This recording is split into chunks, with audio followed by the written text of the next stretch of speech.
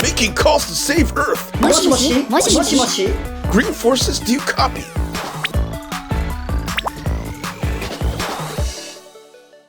Hey guys. What?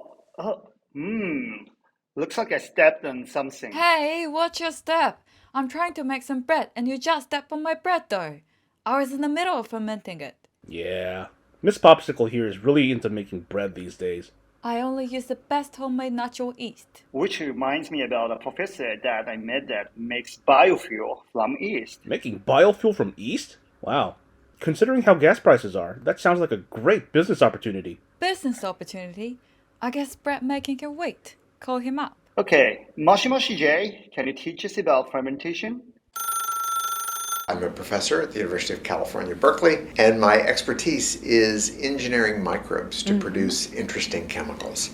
We've engineered microbes to produce biofuels, plastic replacements that will be highly recyclable, as well as things like drugs and chemicals that will be good for health. The work on the fats is a new area for us, but a really interesting area. In my laboratory, we genetically modify usually it's yeast, to get yeast to produce something that it wouldn't normally produce. And we do this by taking the genes out of another organism, for instance a plant, and transplanting them into the genome of the yeast. And then when you've got that gene in there, you can instruct it to turn on at the right time and produce the product that you want. So, company I started, Amyris, is on the first and second floors of this building. And I continue to do startups with graduate students and postdocs and my colleagues, and I just find it a very fun way, interesting way. It's kind of a hobby for me to interesting way to commercialize our technology. And I generally think that the people who invent the technologies are sometimes the best people to commercialize them because they know the potential and they're dedicated to seeing it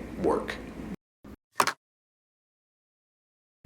Yeast is widely used for producing beer and wine and bread. It's a well-studied organism. It grows really well in large tanks when you feed it sugar. And so it's a really great organism to use. It's robust. It's safe, so people don't have to worry about being around it, being exposed to it. And it's been widely used for producing beer. So if we can modify it to produce other products, we could use those same processes that are used for producing beer and wine, but now for producing other products.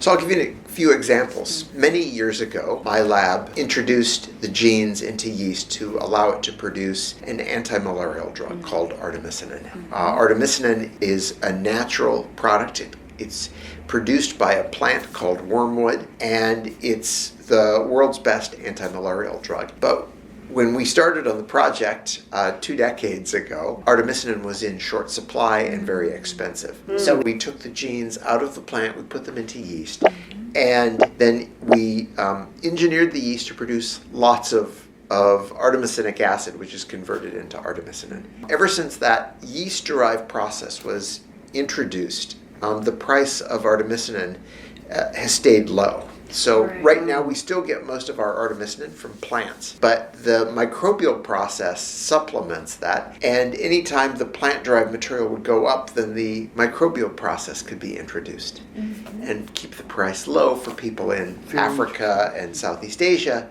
who are most afflicted with malaria. The Department of Energy funded the institute. Its primary goal is for energy, but it's also to replace all the things that we now get from petroleum. And if you think about it, there's so many products we get from petroleum. And just looking around this room, everything in this room, we get from, almost everything, even, the coating on the wood, the carpet and the paint on the walls, all these things, ceiling tiles, all these things come from petroleum. So microbes, as I mentioned, naturally produce fats. And those fats can be extracted from the microbes and with a very simple chemical process, can be turned into diesel and jet fuel. And this is a process that's been known for many years. We can modify those microbes to make fuels that are even more energy efficient and better. So there's still a lot of work that can be done there. The challenge with biofuels is producing fuels at a price that will compete with the petroleum fuels, because petroleum fuels are very inexpensive. And as a result, it's very difficult for other things to compete. Right now, it's still very costly and very risky to scale up a process to get it to work in large tanks. It's also really risky to identify what's the right product to go after. Well, let me give you a few reasons why it's high. When you pump oil out of the ground, some of these countries, like Saudi Arabia, can pump it out of the ground and still make money on oil that's $7 a barrel. It's very inexpensive.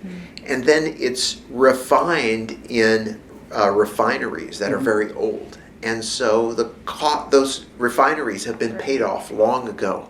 And so they're essentially free to the oil companies.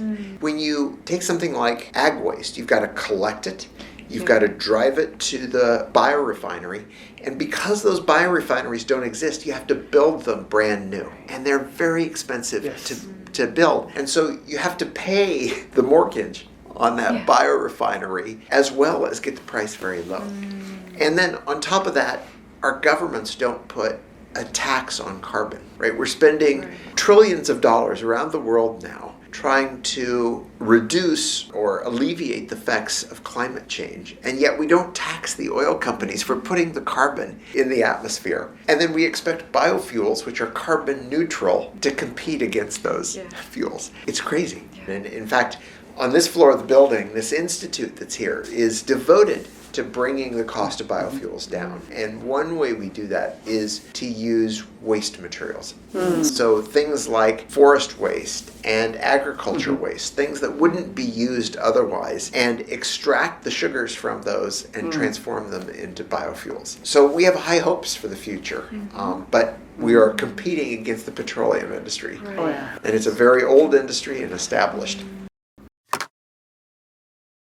Oh, there's tons of things going on in Japan. There's a great company called Spiber that's working on silk. In fact, they beat out a company that was right next door here that was working on silk and couldn't quite get it right. And there are some companies that are actually very established, like Ajinomoto, that have been working on producing amino acids and other things through fermentation. So Japan has a long history in this area and some really great companies. I guess I never really understood how powerful fermentation was. Fuel, plastic, even medicine, all from microbes. How awesome! One of the challenges they face is scaling up. In terms of large-scale fermentation technology, maybe Japanese companies like Kikkoman and Ajinomoto have an edge. Perhaps I should quit making bread and focus on creating my own kind of fuel with yeast. Hey, your oven is on fire! Your bread is on fire! Burnt bread is bad, but burnt fuel is a nightmare. I think you should stick to making bread. Aww.